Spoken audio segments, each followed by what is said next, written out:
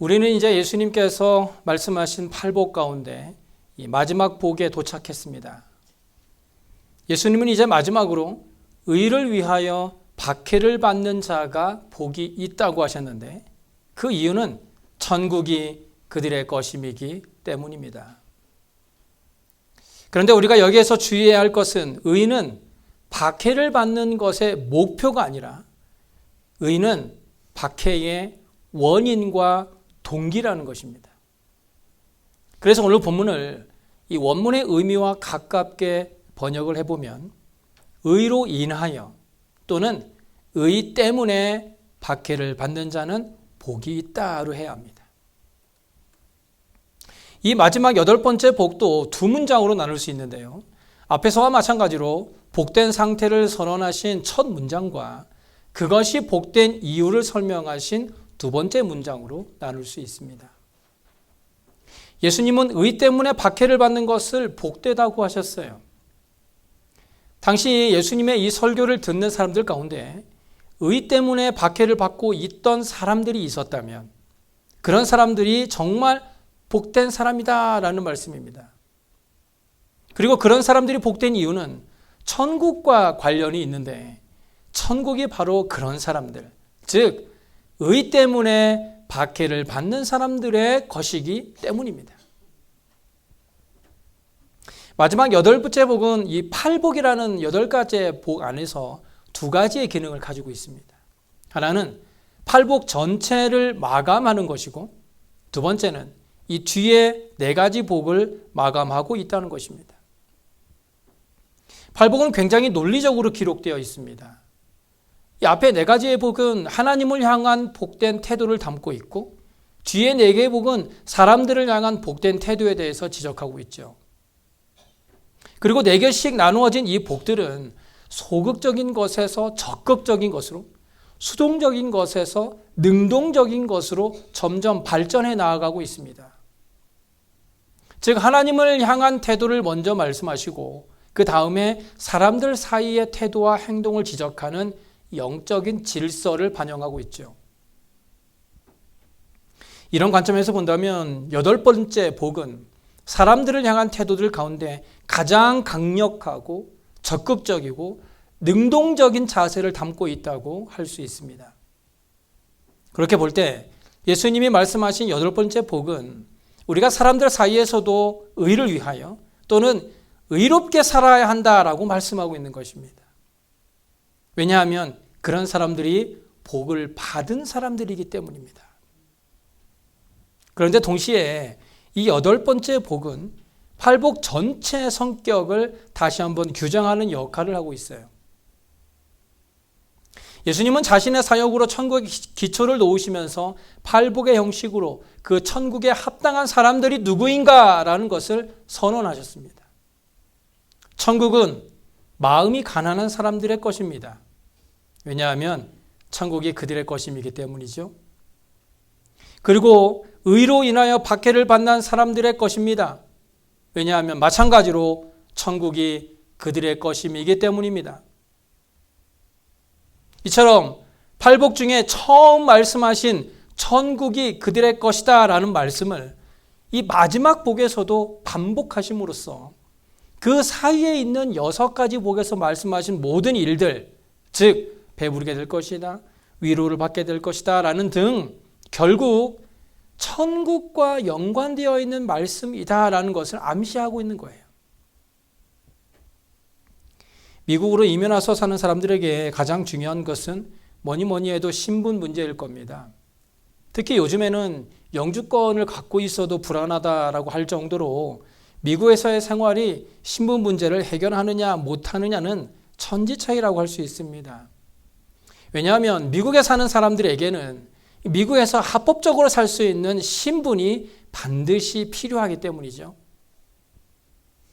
천국은 하나님의 나라입니다. 하나님이 다스리시는 하나님의 나라가 천국이죠. 그렇다면 하늘나라의 시민권은 어떻게 받을 수 있을까요? 미국 시민권처럼 인터뷰를 해야 되나요? 사도 바울은 빌립보서 3장 20절에서 우리의 시민권은 하늘에 있다고 했습니다. 우리는 예수 그리스도를 통해서 하늘의 시민권을 받았습니다. 우리가 예수 그리스도를 나의 구주로 영접하는 순간 우리는 하늘나라의 시민이 된 것이에요. 그런데 천국의 시민은 아무나 되는 것은 아닙니다. 예수님을 보고 따르고 예수님의 설교를 듣는다고 해서 아무나 모두가 다 천국의 시민이 되지는 않습니다. 천국의 시민이 되는 길은 단순하지만 결코 쉬운 길은 아니라는 거예요. 미국에 살고 있다고 해서 다 모두가 미국 시민이 아닌 것처럼 교회에 나와 있다고 해서 모두가 천국 시민이 된 것은 아니라는 거예요. 우리가 똑같이 앉아서 예배를 드리고 있지만 이 중에는 구원의 확신이 없는 분들도 있을 수 있습니다. 우리 모두가 천국 시민으로서의 특권을 누리고 싶어서 이 자리에 나와 있지만 안타깝게도 천국 시민이 되지 못해서 누리지 못하는 사람이 있을 수 있다는 것입니다. 예수님이 이 땅에 계실 때도 많은 사람들이 예수님의 말씀을 듣기 위해 몰려들었어요. 당시 사람들은 예수님의 가르침에 놀라고 기적을 경험하며 예수님만 따라다니면 하늘나라의 천국 시민이 될 수 있을 거라 생각했습니다. 그런데 마태복음 16장 24절에 그런 사람들을 향해 예수님은 이렇게 말씀합니다. 누구든지 나를 따라오려거든 자기를 부인하고 자기 십자가를 지고 나를 따를 것이니라. 당시 사람들에게 십자가는요, 사형수에게 저주는 가장 흉악한, 가장 힘든 형틀이었어요. 그런데 예수님을 따라가려면 그런 십자가를 져야 한다니 도저히 이해가 되지 않았고 이해할 수도 없었습니다. 예수님을 따르면 하늘의 시민권자가 되어 모든 일이 다 잘되고 형통하고 꽃길만 걸을 줄 알았는데 가장 두렵고 무서운 십자가를 져야 한다니까.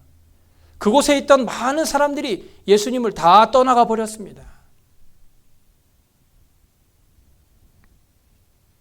예수님께서는 교회에 나와서 예배하는 자가 복이 있다고 하지 않으셨어요. 헌금을 많이 내는 자가 천국이 그들의 것이라고 말씀하지 않으셨습니다. 예수님께서 특정한 사람만을 복되다고 선언하신 것은 천국의 사람들에게는 특정한 자격이 요구된다는 것을 말씀하신 것입니다. 사실 팔복의 말씀은 예수님이 자신이 하실 일에 대해 미리 예고하신 것이기도 합니다. 아주 특정한 사람들, 즉 팔복에서 열거한 조건이나 그 상태에 처해 있던 사람들에게 예수님 자신의 일을 나타낼 것을 미리 알리신 것이죠. 예수님은 바로 그런 사람들을 모아 제자로 삼으시고 천국의 백성으로 인정하시며 그들과 함께 천국을 세워 가시겠다고 말씀하신 것이 바로 이 팔복의 말씀인 겁니다. 그런데 오늘 말씀은 참 억울한 말씀이기도 합니다. 의를 위하여 박해를 받는 자가 복이 있다니, 이것은 행복한 일도 아니고 행복한 상태도 아닙니다. 그렇다고 칭찬한 받을 만한 일도 아니고 칭찬할 만한 일도 아닙니다. 우리가 살다 보면 가장 가슴 아프고 억울한 일이 있다면 잘하고도 욕을 먹을 때죠. 또는 착하게 살았는데 손해를 볼 때입니다. 바르게 행동했는데 처벌을 받는다면 이보다 더 억울한 일이 없을 거예요. 우리가 의를 행하고도 상은 얻지 못할 망정 오히려 욕을 먹거나 박해를 당하거나 처벌을 받는 일은 당연히 일어나서는 안 된다고 생각하죠. 권선징악이라는 말을 믿고 살아온 우리들의 관념 속에서 선을 행하는 사람이 복을 받고 악을 행하는 사람이 벌을 받아야 하는데, 선을 행했는데 벌을 받고 악을 행한 사람은 버젓이 잘 살고 있다면 이 얼마나 불공평한 세상이라고 생각하겠습니까? 이 세상은 정의로운 사회를 만들어가는 것이 목표입니다. 죄를 짓는 사람들이 사라지고 법과 질서와 의를 지키는 사람들로 채워지게 될 때 이 세상은 아름다운 세상이 될 것이라 기대하죠.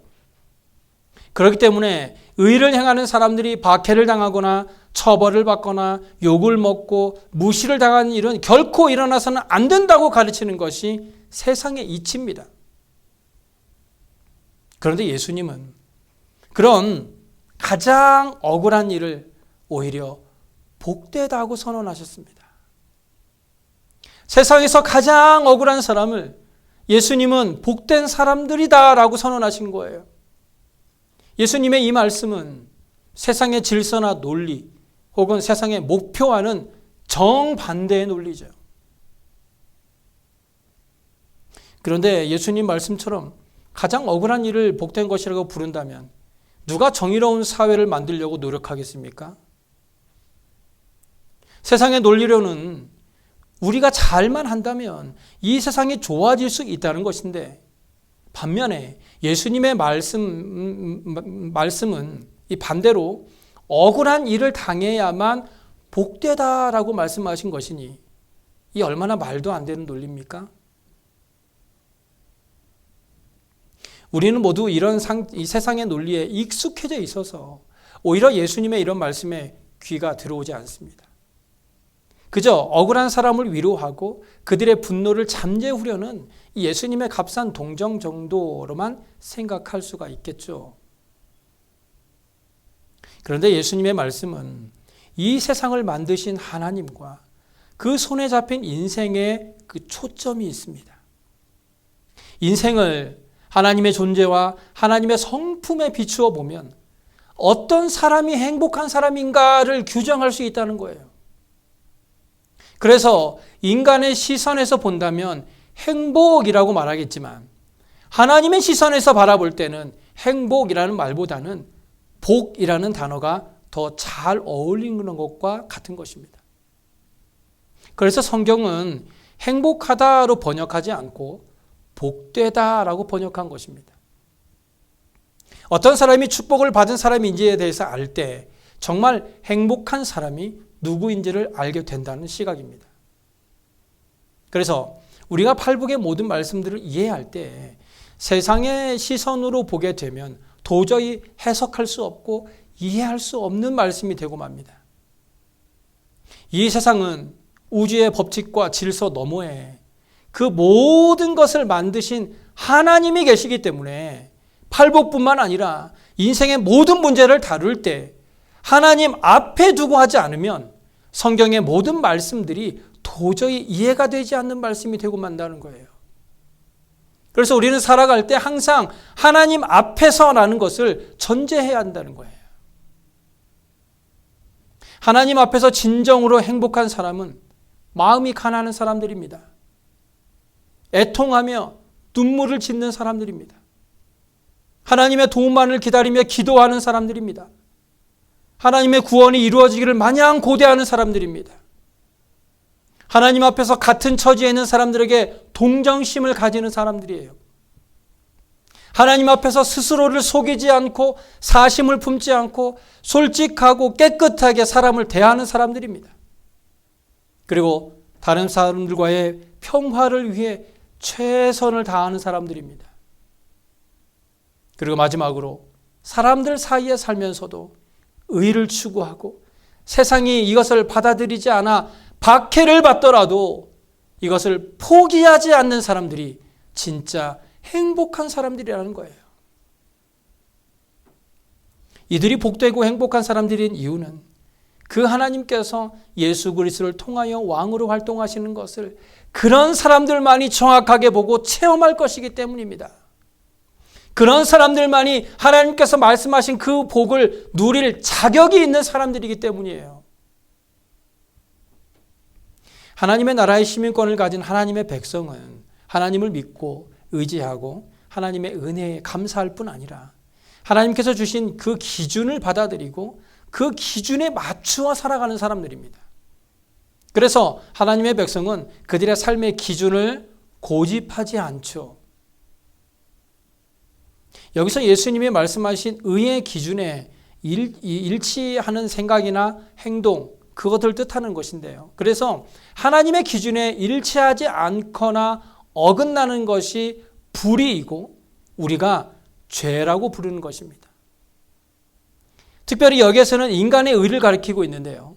인간을 향하신 하나님의 뜻, 하나님의 말씀에 일치하는 생각이나 행동, 그리고 그런 삶을 지시하고 있는 것이 바로 의입니다.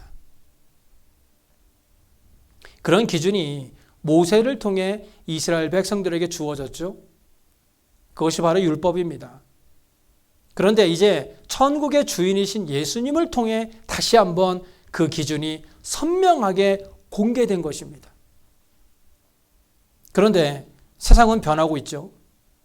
지금은 10대와 20대 사이에도 세대 차이가 있다고 할 만큼 세상은 빠르게 변하고 있습니다. 그만큼 삶의 기준과 가치관도 달라지기 마련이죠. 그래서 인간의 의는 급변하는 시대에 잘 대처하는 사람을 현명한 사람이다라고 합니다. 그리고 그런 사람들이 사회를 이끌어갑니다. 그런 세상의 변화에 둔감하면 시대에 뒤떨어진 사람이 되고 맙니다.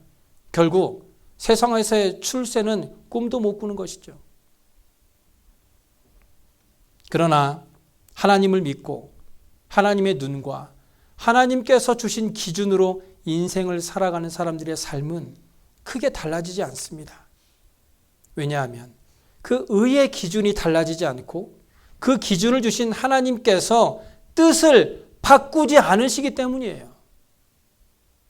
그래서 세상과 천국이 가는 길이 서로 같지 않기 때문에 의로 인한 박해는 언제라도 나타날 수밖에 없다라는 거예요.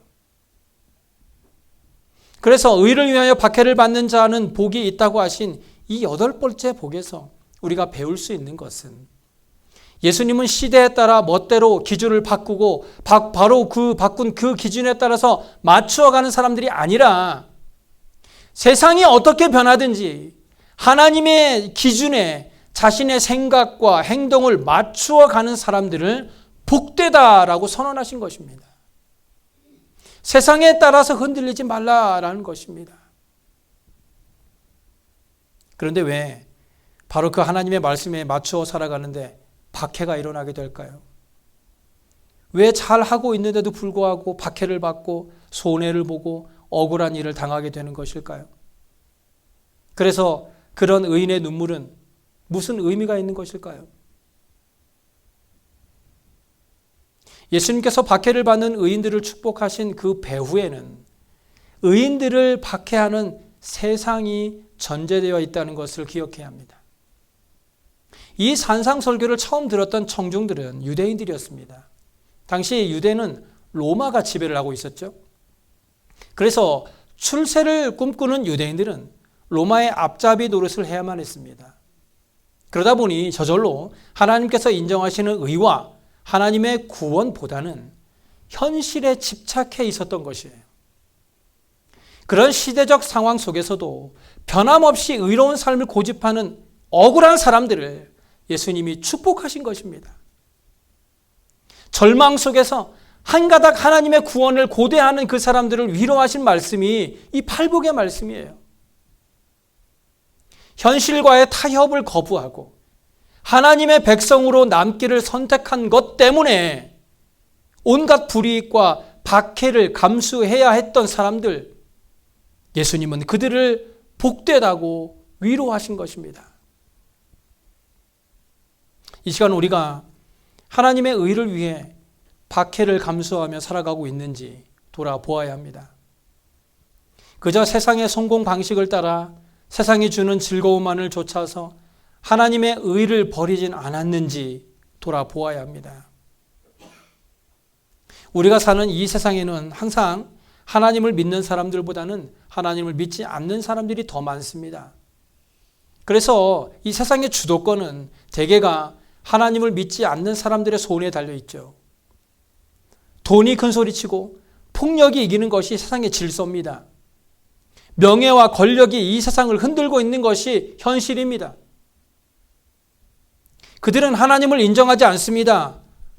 우리가 그런 사람들 틈에서 하나님을 믿고 하나님께서 주신 기준대로 살아가기 위해 몸부림치며 살아가기 때문에 우리의 삶이 늘 억울하고 고통스러울 수밖에 없는 거예요. 남들은 다들 놀고 먹으면서 살고 있는 것 같은데 나만 하루 종일 죽어라 일하고 딱 하루 쉬는 날인 주일날은 이렇게 쉬지도 못하고 교회 나와 예배하고 있으니 우리의 삶이 억울하고 불행하다고 느껴지는 것 아닙니까? 그런데 예수님께서 말씀하신 오늘 본문의 말씀은 너희가 그렇게 하나님의 의를 지키기 위해 억울한 일을 당하고 손해를 보고 쉬지도 못하고 주일날 나와 예배하고 있다면 바로 그 사람이 복이 있는 사람이다라고 위로해주고 있는 것입니다. 세상의 성공 방식을 버리고 하나님의 의를 이루기 위해 세상의 박해를 마다하지 않고 하나님을 선택한 바로 저와 여러분이 진짜 복이 있는 사람인 줄로 믿으시기 바랍니다. 예수님께서 말씀하신 박해라는 말은요, 꼭 육체적인 가해만을 의미하지는 않습니다. 왜냐하면 바로 아래 11절의 말씀을 보면 나로 말미암아 너희를 욕하고 박해하고 거짓으로 너희를 거슬러 모든 악한 말을 할 때라고 말씀하고 있기 때문이죠. 이 육체적으로 힘든 것은 그 힘든 시간이 지나고 나면, 그래서 이 육체의 휴식을 어느 정도 갖게 되면 육체의 힘듦은 곧 다시 회복됩니다. 그런데 마음의 힘듦은요, 쉬어도 쉽게 회복되지 않습니다. 만약 우리가 예수 믿는다는 것 때문에 욕을 먹고 박해를 당하고 거짓말로 악한 말을 하는 원수가 있다면 그로 인한 마음의 상처는 쉽게 회복되지 않는 것이죠. 예수님이 말씀하신 박해는 말뿐만 아니라 이런 조용한 박해까지도 포함한 말씀이었어요.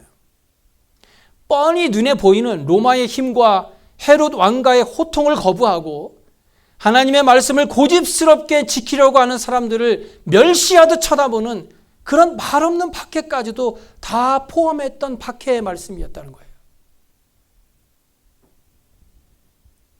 천국으로 가는 길과 세상으로 가는 길은 전혀 다른 길입니다.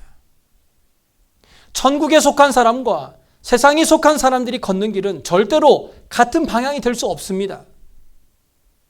우리가 믿음 때문에 비난을 받고 손해를 보고 억울한 일을 당하고 있다면 여러분 기뻐하시기 바랍니다. 여러분은 천국으로 잘 걸어가고 있는 것이기 때문이죠.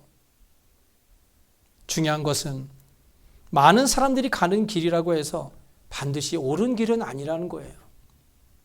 다른 사람들의 눈이 나지 않고 사회에서 왕따가 되지 않기 위해 믿지 않는 사람들과 비슷한 흉내는 낼 수도 있겠죠. 하지만 그렇게 하는 것이 우리의 삶에 무슨 의미가 있습니까? 그것은 우리의 선한 양심을 해칠 뿐입니다. 차라리 예수님의 말씀을 가슴에 새기고 하나님의 말씀의 기준으로 살아가는 것이 더 속편한 일이 아닐까요? 세상과 타협하지 말았으면 좋겠습니다. 우리가 하나님의 말씀의 기준을 바로 알고 있다면 그 기준에 벗어나는 일에 대해 어느 정도의 타협을 놓고 저울질하지 않았으면 좋겠어요. 하나님의 말씀의 기준에 어긋나는 일이 있다면 과감히 끊어버려야 합니다. 미련을 두지 말고 돌아서야 합니다. 이 세상에서 잘 살고 화려하게 되는 것보다 하나님 앞에서 올바르게 그리고 하나님께서 칭찬하시는 삶의 모습으로 살아갈 때 우리의 삶은 기쁨과 감사가 더욱 넘쳐나게 될 것입니다. 그런데 우리가 오해하지 말아야 할 것은요, 그렇다고 해서 고난이나 박해 자체가 복된 것은 아니라는 거예요. 예수님께서도 고난이나 박해가 복되다고 하신 것이 아니라 의를 위하여 박해를 받는다면 그것이 복되다는 것이죠. 누구나 고통은 피하고 싶을 거예요. 박해를 좋아할 사람 아무도 없죠. 박해는 없으면 없을수록 좋습니다. 하나님을 믿는 성도들도 평안하고 고요한 가운데 부자로 하나님을 섬기며 살아갈 수 있습니다. 굳이 박해를 사서 할 필요는 없겠죠. 가난이나 고난 혹은 박해 자체를 강조하는 것은 이 예수님의 말씀을 오해하는 거예요. 예수님을 믿고 하나님을 사랑하는 사람들에게 어쩔 수 없이 고난이나 박해가 나타난다면 그것을 억지로 피하기 위해 믿음을 배반하거나 타협하기보다는 박해와 고통을 감수하며 이겨나가는 것이 예수님께서 말씀하신 복 있는 사람의 삶의 길이라는 것입니다. 결국 박해받는 사람들을 복되다고 하신 이유는 천국 때문입니다. 예수님은 천국이 그런 사람들의 것임을 아셨기 때문에 그런 사람들을 축복하신 거예요. 여기서 강조점은 고난이나 박해를 받는 것에 있는 것이 아니라 천국에 있습니다. 하나님이 주인 되시고 하나님이 다스리시는 우리의 삶에 그 중심이 있다는 거예요. 그러니까 의 때문에 박해를 받는 사람들이 천국과 아무런 관련을 맺지 못한다면 그들은 누구보다도 불행한 사람들이다라고 할 수 있다는 거예요. 그러므로 의로 인하여 받는 박해는 사람들의 마음을 다른 사람의 칭찬과 관심에 두지 않고 하나님을 향하도록 만들어주는 겁니다. 사람들이 나를 칭찬해 주지 않고 알아주지 않아도 그 억울함을 하나님께 호소하면 됩니다. 그렇게 우리가 하나님을 향하여 돌아서도록 하는 것이 의를 인하여 받는 박해의 유익인 것입니다. 세상이 여러분을 칭찬할 때 오히려 경계하시기 바랍니다. 세상의 칭찬은 우리를 하나님으로부터 멀어지게 한다는 것을 우리는 반드시 기억해야 합니다. 그러므로 이제 우리가 예수님을 믿고 바르게 살아가는 것 때문에 비난이나 욕이나 박해를 당할 때 오히려 기뻐하고 감사하는 삶을 통해 가장 결정적인 순간에 하나님의 길을 선택할 수 있는 저와 여러분의 삶이 되시길 간절히 소원합니다. 기도하겠습니다.